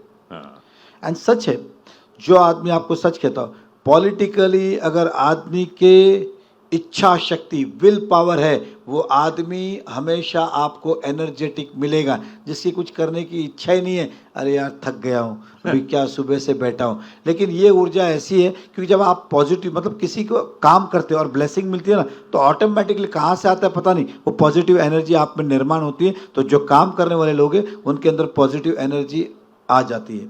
सिंपली जो फिर काम को काम नहीं समझे, मजबूरी समझे, उसके अंदर एनर्जेटिक नहीं आती। क्या बात है, क्या नाम है आपका? हेलो हाँ। हेलो हेलो, मेरा नाम कृष्ण चंद्र मिश्रा है। मैं Thakur college of engineering and technology में फर्स्ट ईयर इंजीनियरिंग परस्यू कर रहा हूँ। मेरे 3 सवाल हैं। पहला सवाल, जैसा कि आपको मीरा भाईंदर के राजनीति का चाणक्य कहा जाता है, चाणक्य? तो जो यूथ है वो राजनीति में आना चाहता है, तो क्या परफेक्ट एज होगी उसकी राजनीति में आने के लिए, और वो भाजपा के साथ ही क्यों जुड़े? देखिए, बेसिकली पहली बात तो ये कि बीजेपी जो है डेमोक्रेटिक पार्टी है, या चाय वाला भी देश का प्रधानमंत्री बन जाता है, मेरे जैसा व्यक्ति अलग स्टेट के आके इस शहर का मेयर भी बनता है, इस शहर का एमएलए भी बनता है और आपके सामने भी खड़ा है। ये केवल बीजेपी में ही हो सकता है, नंबर 1। दूसरा, बीजेपी की जो आइडियोलॉजी है वो तो सबसे पहला तो उनका काम है, वो डेवलपमेंट पे बिलीव करती है और अपने विचारों से कॉम्प्रोमाइज़ नहीं करती है। आप समझ कीजिए, Narendra Modi ji is known for the development, Devendra Fadnavis is known for the development, चाहे कोस्टल की बात करो, आप अत्तल सेतु की बात, ये जितने भी सही, मेट्रो की बात करो, and we are also known for the development. तो डेफिनेटली कि जब मैंने भी बीजेपी चुना तो आई वॉज इंडिपेंडेंट बेसिकली, आप शायद आपको नहीं पता, 2002 में I got the first time elected as a independent. फिर इस शहर का मेयर बना 2007 में, वो तब भी मैं इंडिपेंडेंट था। लेकिन जब मुझे लगा कि नाउ शहर के लिए कुछ करना है तो इंडिपेंडेंट अकेला व्यक्ति कुछ नहीं करता, you need the team work. तो उस समय सारी पार्टी में, और अंत को आपको बता दूं कि 2002 में मैं सब पार्टियों के पास गया, मुझे टिकट दो, मुझे चुनाव लड़ना, मुझे किसी ने नहीं दिया, अच्छा, एक ने भी नहीं दिया। ओके, फिर मैंने कहा इंडिपेंडेंट लड़ूंगा, दोस्तों ने फिर मदद की और मैं चुनाव जीत गया। जब 5 साल का टर्म पूरा हुआ तो सारी पार्टियां मेरे घर पे आई कि हमारी पार्टी से लड़ो। बोला मुझे नहीं लड़ना आपकी पार्टी से। मैंने फिर इंडिपेंडेंट लड़ा और मैं दोबारा नगर सेवक बना, और उस समय किसी के पास मेजोरिटी नहीं थी। तो फिर मैंने सभी पार्टियों को कहा कि भैया आपका तो बन नहीं रहा है, मुझे सपोर्ट करो, तो मैं मेयर बनूंगा, आप डिप्टी मेयर बन जाना। तो इस तरह से एक अंडरस्टैंडिंग हुई और मेयर बना। और तब लगा यार ये पोस्ट बच्चों का खेल नहीं है, इसे सीरियसली लेना चाहिए, because I was the first citizen of the Meera Bhayandar. तब सीरियसनेस लिया एंड फर्स्ट टाइम जब जीता तो मैंने कांग्रेस को सपोर्ट किया था। मैंने दोबारा कांग्रेस से नहीं लड़ा, मैं उस समय तो मेरी कोई पॉलिटिकल बैकग्राउंड नहीं था। लेकिन जब मैंने देखा भैया ये अपना काम नहीं है, फिर एनसीपी उस समय थी, तो एनसीपी बोला ये भी अपना काम नहीं है, फिर अपने इंडिपेंडेंट लड़ो। और फिर जब सोचा कि पार्टी ज्वाइन करनी है तो उस समय बीजेपी इन 2009 मीरा भाईंदर में सबसे लास्ट नंबर की पार्टी थी। एंड आप देखते हो तो बीजेपी का भी जो वेव ऊपर गया है वो आफ्टर द मोदी जी केम इन 2014। लेकिन हमने तो 9 में ज्वाइन कर ली थी एंड फिर धीरे धीरे मेहनत की, संघर्ष किया, और आज मीरा भाईंदर में 2012 में 14 के पहले मीरा भाईंदर 1 नंबर की पार्टी भारतीय जनता पार्टी हमने बनाई। उस समय बहुत स्ट्रगल था। आज आपको बता दूं, आप यूथ जो है वो सोचते बहुत ही, उस समय की बात, हम जब गाड़ियाँ फोड़ी गई, मारा मारी हुए, दुकान में घुसे, ऑफिस तोड़े, इस तरह का वातावरण था। लेकिन जब बीजेपी इस मीरा भाईंदर में आई, आज गुंडागर्दी नाम पॉलिटिक्स में ख़त्म हो चुका है। हर आदमी आज पॉलिटिक्स में आ सकता है, ज्वाइन कर सकता है। और बीजेपी, मैं बीजेपी को फॉलो करूंगा तो डेफिनेटली कि मैं आपको बीजेपी कहूँगा, दूसरी पार्टी नहीं कहूँगा। लेकिन इस बार मैं चेयर पे नहीं था, मुझे सभी पार्टियों ने अप्रोच किया कि हमारी पार्टी से आ जाओ, but I have never left my party. सुख था, दुख था, सत्ता में था, नहीं था, हारा था, जीता था, लेकिन एक ही पार्टी में था, that's was the BJP. And आज मुझे वापस टिकट मिला है ना, वो मेरी उस ईमानदारी के लिए कि संघर्ष के समय में पार्टी के साथ था और पार्टी मेरे साथ थी, तो इसलिए बीजेपी से जुड़ना चाहिए। अब राइट टाइम क्या है, मैंने कहा किसी भी काम करने के लिए जिस दिन इच्छा जाग जाए वही राइट टाइम होता है। राइट टाइम कोई ऐसा प्लान करके जीवन में नहीं बनता है। हमें लगता है आज हम ये कर सकते, तो आज ही राइट टाइम है। बिल्कुल, बहुत बढ़िया। Second question. और कुछ? और बाकी के 2 सवाल। दूसरा सवाल है, वो एक ही था क्या? हाँ, मेरे बाकी 3 के भाई 2 3 सवाल। क्वेश्चन पूछने वाला है। दूसरा सवाल है, हमारी जो अपक्ष उम्मीदवार हैं, काफ़ी सारे भारतीय जनता पार्टी के जो कार्यकर्ता हैं उनके साथ कैंपेन कर रहे हैं उन्हें महायुति का उम्मीदवार बता के। आप इसे किस तरीके से देखते हैं, और वो जो कार्यकर्ता हैं आप उनके लिए क्या कहना चाहेंगे? और दूसरा भी कर रहे, हाँ, जो उनके साथ कैंपेन कर रहे हैं बीजेपी के होकर उनका कैंपेन हाँ, कर रहे हैं। और एक और सवाल, मीरा भाईंदर में टूरिज्म हब कब बनेगा? मीरा भाईंदर को आप एक टूरिस्ट स्पॉट की तरह कैसे देखते हैं? Thank you. चलिए, देखिए मैं पहले टूरिस्ट का देता हूँ। मीरा भाईंदर में उत्तन करके एक जगह है, ये मैं पिछले टर्म की बात कर रहा हूँ, 100 एकर्स लैंड है, और हमने कहा था कि ये हमें land Mira Bhayandar municipal corporation को हैंड ओवर करे। हम यहाँ पे टूरिज्म पार्क बनाना चाहते हैं, और वो प्रोसेस शुरू था, फिर कहा कि बाद में सरकार बदल गई तो वहीं वो पेंडिंग रहा है। उत्तन के अंदर टूरिज्म स्पॉट, क्योंकि आप सबको पता है कि गोराई, उत्तन, ये सब वही रास्ता जाता है, तो वहाँ पे अगर टूरिज्म स्पॉट बनेगा तो वाइबल होगा। बाजू में बहुत सुंदर उत्तन पे भी दरिया है और गोराई भी है, तो मैं फ्यूचर में अपने शहर में टूरिज़्म के लिए भी कुछ करना चाहूँगा, ताकि टूरिज़्म आए तो मेरे शहर का रेवेन्यू बढ़े, और शहर का रेवेन्यू बढ़ेगा तो हमारे यहाँ पे टैक्सेशन नहीं बढ़ेगा। दूसरा सवाल आपने पूछा था कि जो इंडिपेंडेंट कैंडिडेट है, देखिए कहते हैं ना कि सच कभी मर नहीं सकता, झूठ ज़्यादा दिन चल नहीं सकता। वो सिटिंग एमएलए थे, फिर भी उन्हें टिकट नहीं मिला। मैं यहाँ था, फिर भी मुझे टिकट मिला, क्योंकि वो झूठ को लेकर चल रहे थे, मैं सच के साथ था, मैं पार्टी के साथ था, वो सत्ता के साथ थी। जहाँ सत्ता मिला वहाँ गई वो। बराबर है कि नहीं? कितने लोग को पता है? Last time hello, last time she elected on the name of the BJP. Modi ji के फोटो लगा के वोट मांगे। बोला मुझे, डायलॉग था उनका, क्या था डायलॉग?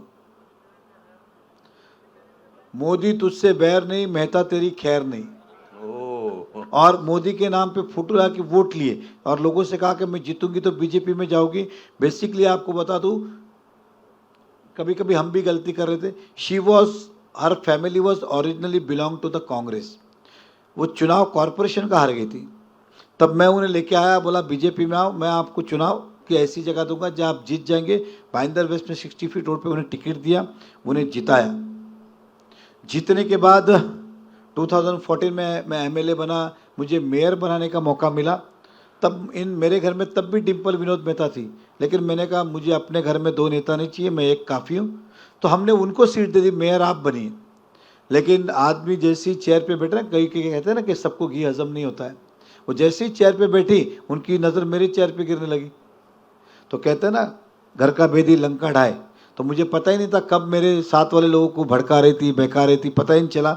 एंड फिर उन्होंने चुनाव मेरे खिलाफ लड़ा और एक फेक नैरेटिव सेट किया, और वो नैरेटिव के अंदर वो सक्सेस हुए और फिर हम चुनाव हारे। अब आपने जो कहा कि जो लोग उनके साथ हैं उनका भविष्य ना कल था, ना आज है, ना कल होगा, लेकिन जो आज हमारे साथ है उनका आज का भविष्य भी अच्छा है, कल का भी अच्छा है, परसों का भी अच्छा है। और जनता अब जान चुकी है। नाउ मेरा पूरा विश्वास है कि जनता इस बार गाफिल नहीं होगी, डेवलपमेंट के साथ रहेगी। क्या बात, बिल्कुल सही। अगला क्वेश्चन। हेलो हाँ जी, सर, जय श्री राम। मुदित राय बोल रहा हूँ मैं, फ्रॉम ठाकुर कॉलेज। एंड मेरा क्वेश्चन लाइक सारे कॉलेज स्टूडेंट की तरफ से, जैसे बसेज आती हैं, जैसे मैं ठाकुर कॉलेज हूँ, C72, 718 and 706 and XYZ। Sir, जाने के टाइम पे पहला तो ट्रेन का प्रॉब्लम ये है कि सुबह का अगर 8 बजे का कॉलेज है तो ट्रेन में चढ़ने का जगह नहीं मिलता, तो डेट्स वाई या तो ऑटो या फिर बस ही हम लोग के पास में एक ऑप्शन है। तो ट्रैफिक के रिगार्डिंग सर आप क्या सोचते हो? क्योंकि आप बोल रहे हो अपने फ्लाईओवर्स बनाए सर, 2 बनाए, बहुत अच्छा है, बट उसके बावजूद भी ट्रैफिक कम नहीं है सर। क्योंकि अगर बाइक से जा रहा हूँ तो इट टेक्स हार्डली 20 मिनट्स और 30 मिनट्स, अगर बस से जा रहा हूँ तो 1 घंटे से ज़्यादा लग जाता है। तो ये नॉर्मल डेज पे ठीक है, हेक्टिक तब होता है जब हमारा एग्जाम हो, तो हम 1-1 घंटा सर बस में हम लोग का टाइम वेस्ट हो जाता है। तो उसके रिगार्डिंग आपका क्या विजन है? एंड अगर आप आते हैं एज एन एमएलए तो वो प्रॉब्लम सॉल्व हो जाएंगी या नहीं होंगी ट्रैफिक को लेके? यस।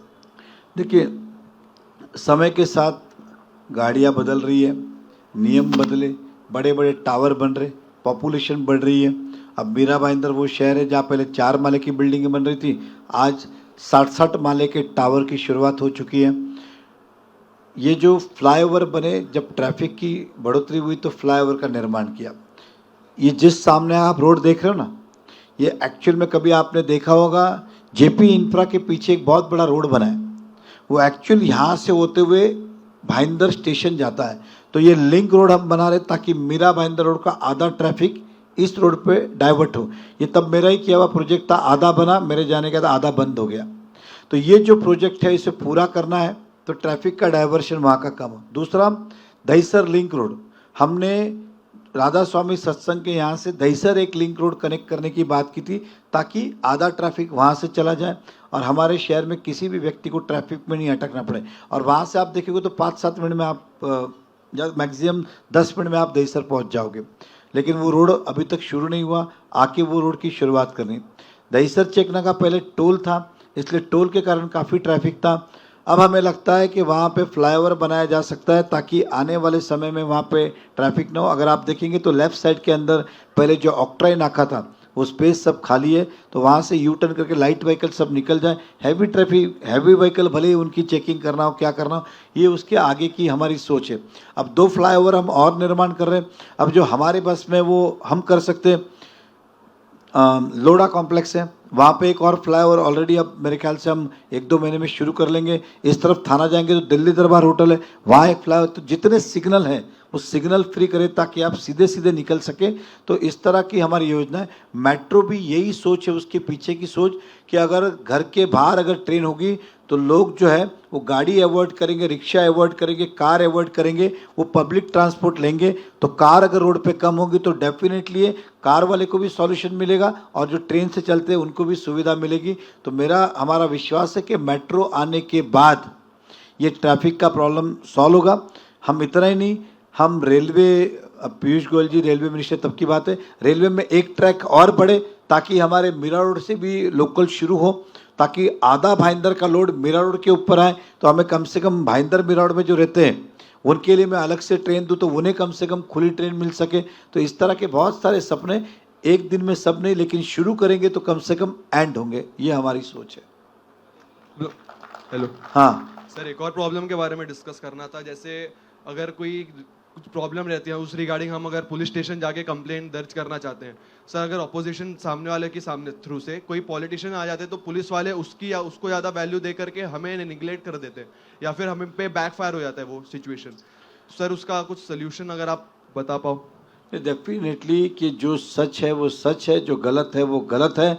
अगर इस तरह से कभी भी कोई वारदात हो, मैं डेली मॉर्निंग 9 o'clock 9:30 मैं सभी अपने विजिटर को मिलता हूँ।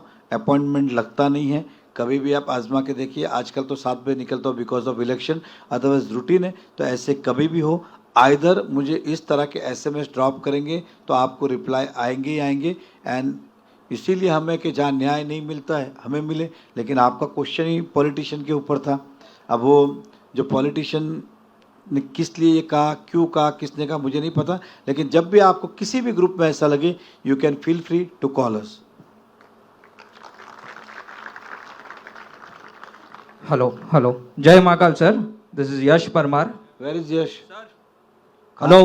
हाँ यस सर, तो जॉब की तो बहुत बात हो रही है, but you want to know कि स्टार्टअप्स के लिए क्या प्रोविजन है। और आपने जैसे आईटी पार्क की बात की थी अभी, सो एंटरप्राइज बिजनेस मॉडल के लिए, स्केलेबिलिटी के लिए क्या विजन है आपका? देखिए, जब मैं आईटी पार्क की बात करता हूँ, मैं कॉर्पोरेट ऑफिस की बात करता हूँ, उद्योग की बात करता हूँ, तो ऑटोमेटिकली स्टार्टअप भी निर्माण होते हैं।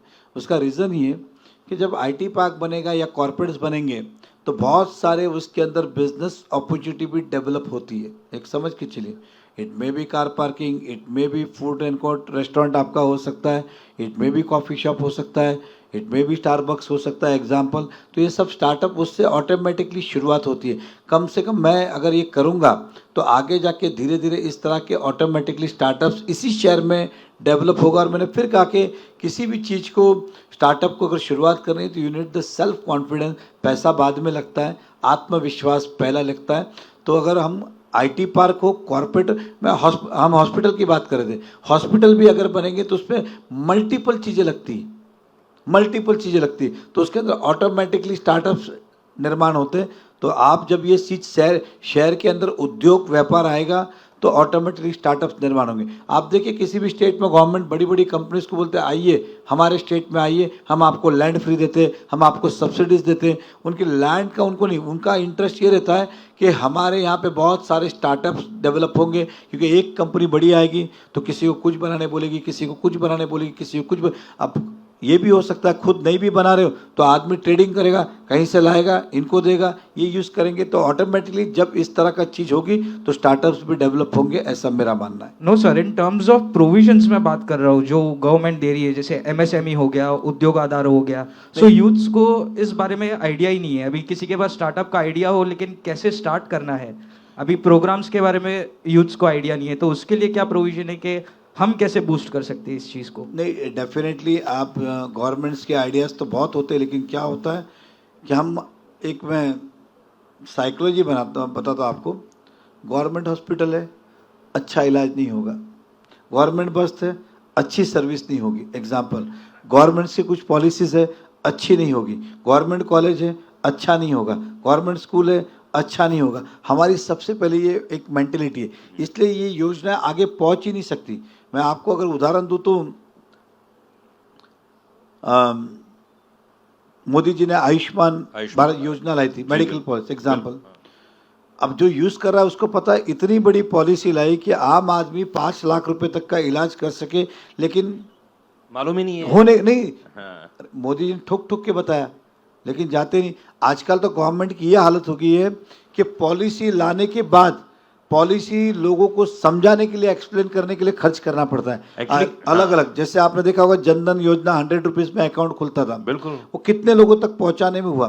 अब जो भाई साहब ने कहा कि बहुत सारी चीज़ें ऐसी है, अब अलग अलग उद्योग, जैसे उदाहरण देता हूँ, मोदी जी ने फेरी वाले के लिए भी प्रोविज़न किया था कि भैया आपको 10,000 रुपये तक लोन चाहिए, आप ले लो, वो भरो, आप टाइम पे भरोगे 50,000 रुपये हम आपको देंगे, वो टाइम पे भरोगे हम आपको 2 लाख तक लोन देंगे। फिर अलग अलग जो बिजनेस थरीज है उसके लिए अलग अलग प्रोविज़न किए थे। अब वो बैंकर से आप बात करेंगे तो किस चीज़ के लिए में क्या प्रोविज़न, मोदी ने हेल्पिंग हैंड दिया ही था मोदी जी ने कि इस तरह से आप शुरुआत करें।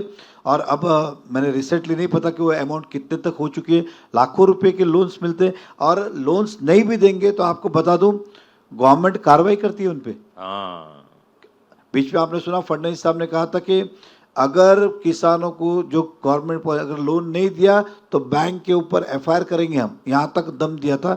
तो इसलिए आपकी जो बिजनेस में कंटेंट्स में आप बात कर रहे हो, उससे गवर्नमेंट की जो जो पॉलिसी उसके अंदर हमें जाना चाहिए, देखना चाहिए उसके अंदर क्या अब हमारे लिए मैच होती है नहीं होती है और बातें, but there are many things. पर मुझे अगर लगता है कि हम जितने यूथ हैं यहाँ यंग बैठे हुए हैं, अच्छा ईमानदारी से बता रहा हूँ, गवर्नमेंट की वेबसाइट में आप कब कब गए हो? हाथ खड़ा करो, कौन कौन है गवर्नमेंट की वेबसाइट का नाम बता दो, चलो मैं मान जाऊंगा। सर हाँ, एमएसएमई, उद्योग आधार, ये सब गवर्नमेंट की ही साइट है जिसपे हम। आप गए हो ना? नहीं, मैंने वही कहा कि वेबसाइट में जाओ तो सही, एक बार देखो तो सही क्या क्या है उसमें, बहुत कुछ है, बहुत कुछ है। एंड सर एनिमल वेलफेयर इस बारे में बात नहीं होती है, ये टॉपिक लाइमलाइट में आता नहीं है, जैसे स्ट्रे डॉग्स हो गए, डॉग पार्क्स हो गए। नहीं, आपको मैं बता दूं कि मेरा भाई इन 2000 आई एम टॉकिंग अबाउट 2015, मेरा Bhayandar population was the 12 lakhs and 33% जो लोग थे बिलो पोवर्टी लाइन के थे। इस शहर में एक भी हॉस्पिटल नहीं था। हमने भाईंदर वेस्ट में जो टेम्बा हॉस्पिटल, सिविल हॉस्पिटल, ये पहला हमने शुरुआत किया। तब मुझे लोगों ने समझाया मत शुरू करो, सफ़ेद हाथी है, बिकॉज म्यूनसिपल कॉर्पोरेशन की टैक्स रेवेन्यू थी 150 करोड़ एंड हॉस्पिटल का अकेला एक्सपेंस है 100 करोड़। बोला हॉस्पिटल शुरू करोगे, पगार कहाँ से दोगे, पानी बिल कहाँ से भरोगे? हमने हिम्मत की, बोला शुरू करेंगे, और उस हॉस्पिटल की हमने शुरुआत की। स्टेट गवर्नमेंट को कहा कि सारा खर्चा आप लीजिए, और उस समय मैं गवर्नमेंट में था तो सारा खर्चा हमने गवर्नमेंट के सर पे डाला। और इन्हीं फिर में देखते कि अब इस शहर के अंदर पशु चिकित्सालय हो या पेट्स हॉस्पिटल हो, एक भी नहीं था जी।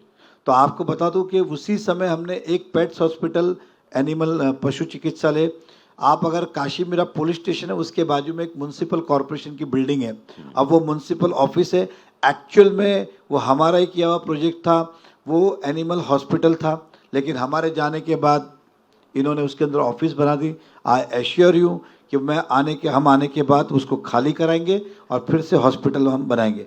अब जो हमने स्ट्रे डॉग की बात की, अब उसके अंदर रूल्स एंड रेगुलेशन इतने कड़क है कि किसी भी डॉग को आप कहीं और छोड़ नहीं सकते। आपके पास एकमात्र ऑप्शन है स्टरलाइजेशन।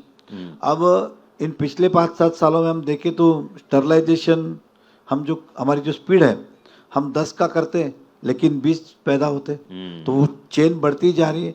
इसलिए इसके लिए एक स्पेशल ड्राइव भी लेना पड़ेगा कि चारों ओर से एक टारगेट लेके इन समय के अंदर सभी को एक साथ करेंगे, तभी ये थोड़ा बहुत बदलाव आ सकता है।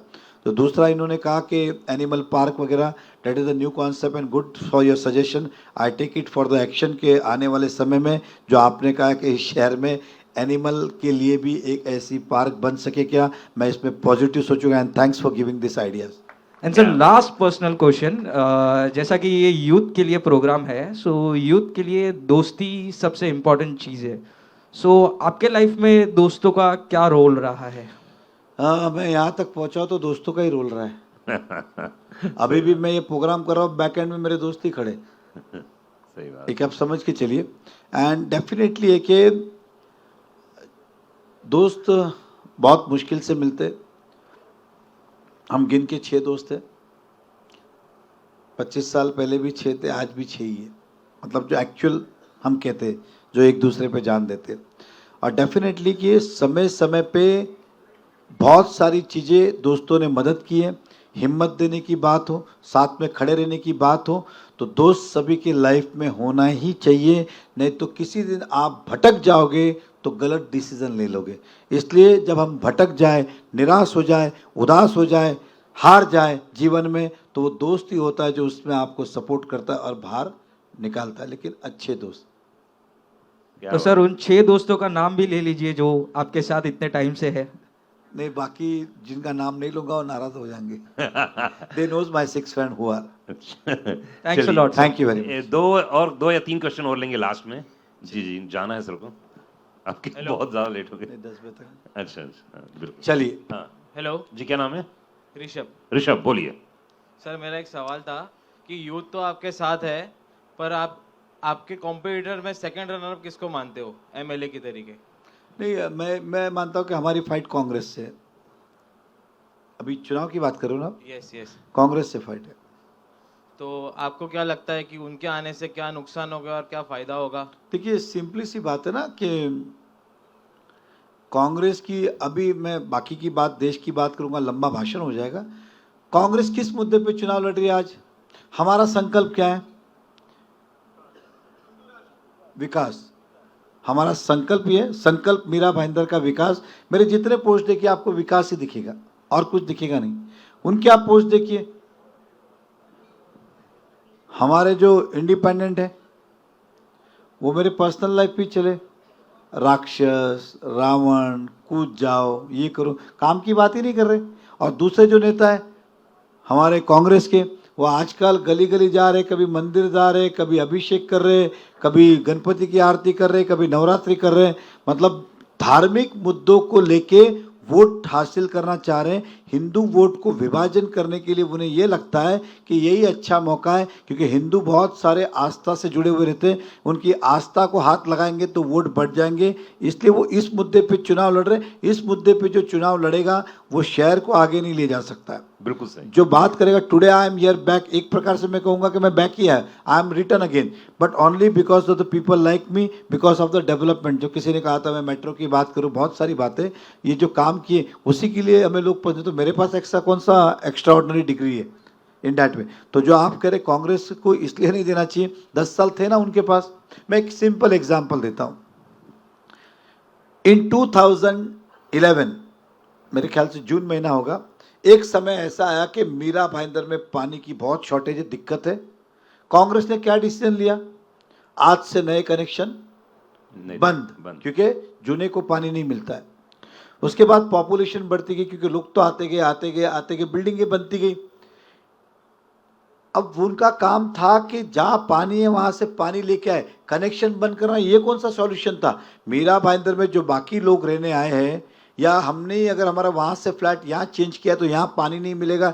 एक शहर में 2 नियम कैसे हो सकते हैं? एक को पीने का पानी देंगे, एक को नहीं देंगे। तो ये सिंपल था। व्हाट वी हैव डन, आई केम इन 2014, मुझे डेट याद है, 31 अक्टूबर 2014 को गवर्नमेंट फॉर्म हुई, देवेंद्र फडणवीस जी ने शपथ ली, हमने शपथ ली, and 29 November, in the 29 days हम मीरा भाईंदर में 7.5 करोड़ लीटर पानी सैंक्शन करके लेके आए। और सीधा 2.5 साल का प्रोजेक्ट था, 2.25 साल में पूरा किया। 2017 में जितनी नई बिल्डिंगें बनी थी सबको पानी का कनेक्शन दिया, और आज भी जो हम पानी पी रहे वो वही पानी है। और हमारा विजन ये था कि आने वाले समय में ये पानी कम पड़ेगा। अब मैंने जो कहा कि 75 ml पानी जो हमने लाया वो भी ला सकते थे। हमने जाके कोई कुआं थोड़ी खोदा कि बाजू की बावड़ी से लेके आए, पहले भी था, खाली इच्छा शक्ति थी। इन मीरा भाईंदर, आपकी एज कम है, लास्ट 50 ईयर से पानी का प्रॉब्लम है। यहाँ पे दंगे हुए पानी के लिए, ट्रेन रोको आंदोलन हुए, बस जलाई, तोड़ फोड़ हुए, ऐसे कई सारे इतिहास है पानी के लिए। इन 2017 हमें अच्छी तरह पता कि पानी आगे जाके कम पड़ेगा, इसलिए उसी समय एक तरफ हमने नया पानी शुरू किया, दूसरी तरफ दूसरा भूमि पूजन किया, सूर्या प्रकल्प, जो आपने कभी किसी नाम सुना हो तो, सूर्या प्रकल्प, जो सूर्या डैम है यहाँ पे पालघर, 1800 करोड़ का प्रोजेक्ट, L&T जैसी बड़ी कंपनी को काम दिया, 24 आवर्स का प्रोजेक्ट था, 3.5 साल का प्रोजेक्ट था। अभी तक हमारे विधायक ने, क्योंकि 19 में मैं चला गया, सरकार नहीं रही, आज 7 साल हुए, प्रोजेक्ट अभी तक कंप्लीट नहीं हुआ। हमारा दावा है कि इस बार आपके आशीर्वाद से हम जीतेंगे, और पहले 6 महीने में इस मीरा भाईंदर को 24 आवर्स वाटर देंगे, जो 50 साल में कुछ नहीं हो। अब जो आपने पूछा, ये डैम तो पहले भी था, सूर्या नदी भी पहले भी थी, शहर भी पहले भी था, आपने क्यों नहीं किया? तो कांग्रेस की कभी इच्छा शक्ति ही नहीं रही। मैं अपने 5 मिनट के भाषण में बाद में मैं आपसे कुछ बात करूंगा इन बारे में। तो डेट्स वाई कि, और दूसरा जो कांग्रेस की लीडर है, उन्हें आपने आज तक कभी भी मुझे बताइए कि कहीं पर भी रोड पे खड़े होते हुए कुछ काम करते देखा हो? चाहे वो कचरे की बात हो, खड्डे की बात हो, इमारती की बात हो, ट्रैफिक की बात हो, पुलिस, कहीं पे देखा है आज तक? वो चुनाव में बाहर आते, चुनाव में वापस चले जाते, इतना ही है। आज भी वो कौन सी राजनीति कर रहे हैं? डिवाइड एंड रूल की। उन्होंने हमारे अगेंस्ट में इंडिपेंडेंट 12 कैंडिडेट खड़े किए। कितने? 12 के सभी लोग, एक उत्तर भारतीय, एक महाराष्ट्रीयन, एक अलग अलग कौम के, सब वोट का विभाजन करें और वो जीत जाए, क्योंकि उन्हें पता है कि उनकी कैपेसिटी भी नहीं है, ताकत भी जीतने की, तो वो डिवाइड एंड रूल पे जा रहे हैं। और उन्हें पता है डिवाइड करने के बाद भी हम नहीं जीत सकते, तो हिंदुओं की आस्थाओं के साथ खेल रहे हैं। क्या कहा उन्होंने? हम छत्रपति शिवाजी महाराज के वंशज हैं। अब हिंदू स्वराज्य की स्थापना किसने की थी? छत्रपति शिवाजी महाराज ने। तुम्हारा क्या लेना देना मुझे बताओ, फिर आप हिंदू बन रहे हो क्या? तो आपको गर्व से कहो हम हिंदू हैं, मैं कहता हूं गर्व से कहता हूं हम हिंदू हैं, वो कहेंगे क्या? तो छत्रपति शिवाजी महाराज के वंशज हो। मतलब किस किस का नाम वापर है, मैंने ऐसे लोग कभी देखे नहीं। सर मेरा और एक सवाल और था, है? एक लास्ट सवाल था कि आपने बोला कि आप कांग्रेस को आपका टफ कॉम्पिटिटर मानते हो, पर मेरे हिसाब से तो गीता जैन जो हमारी करंट एमएलए है, मैं आपको उनका, मुझे ऐसा लगता है कि सबसे ज़्यादा तकलीफ वही देगी आपको, क्योंकि हम जिनको बोलते हैं कि बीजेपी को सपोर्ट करो हिंदुत्व के नाम पे, पर आधे वोट तो वहीं पड़ जाते आपके। नहीं, देखिए आपको बता दूं, ये दोनों भाई बहन हैं, मिले हुए। ये आप जनता को पहुंचाइए बात। अब मैं सिंपल आपको कहता हूं, आप यूट्यूब पे जाइए, आप यूट्यूब पे जाइए। पिछली बार हमारे हारने के बाद हमारे कांग्रेस के नेता जीते हुए को बुके देने गए। प्रेस वाले ने पूछा आप तो इनके खिलाफ लड़े, बोला मुझे कौन सा जीतना था, मुझे तो बीजेपी को हराना था इसलिए खड़ा था। ये उनके स्टेटमेंट है, हमारे नहीं है। आप तभी का देखिए, उनके स्टेटमेंट है। आज ये दोनों अंडरस्टैंडिंग में, क्योंकि अगर इनको जीतना है तो वोट का बंटवारा होना जरूरी है। खाली कांग्रेस और बीजेपी होते तो ये जीत सकते क्या? नहीं जीत सकते। इनको पता है कि वोट का बंटवारा करना है। और दूसरी बात देखिए ना, आप कोई भी वीडियो उठा के देखिए, उनका या हमारा, बात जो आपने कहा कि वो हिंदुत्व की कर रही है, लेकिन सारे आरोप हिंदू पे लगा रही है, उन पे तो लगा ही नहीं रही कुछ भी। जिनके खिलाफ लड़ाई है कांग्रेस, हिंदुत्व उनको सिखाओ ना, मुझे सिखा क्या करोगे? You got it what I am saying?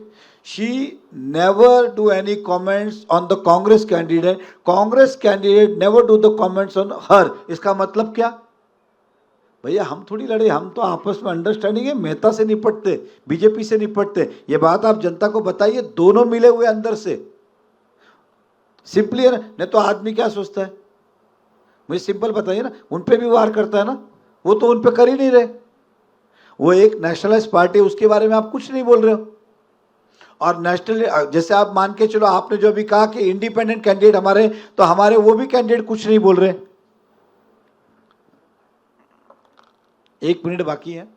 Hello, last question. Hello sir, मेरा नाम ऋषि जैन है। सर जैसे कि आयुष्मान कार्ड है, आज हर किसी को आयुष्मान कार्ड की ज़रूरत होती है, बट उसका रोड मैप ऐसा है कि सबसे पहले तो राशन कार्ड तो सबके पास है, उसके लिए एक फैमिली आईडी चाहिए। सर आज उसको लिंक कराने के लिए 4-4, 6-6 महीने का वेटिंग है, और बाहर जब लाइन में जाते हैं एजेंट बोलते हैं ला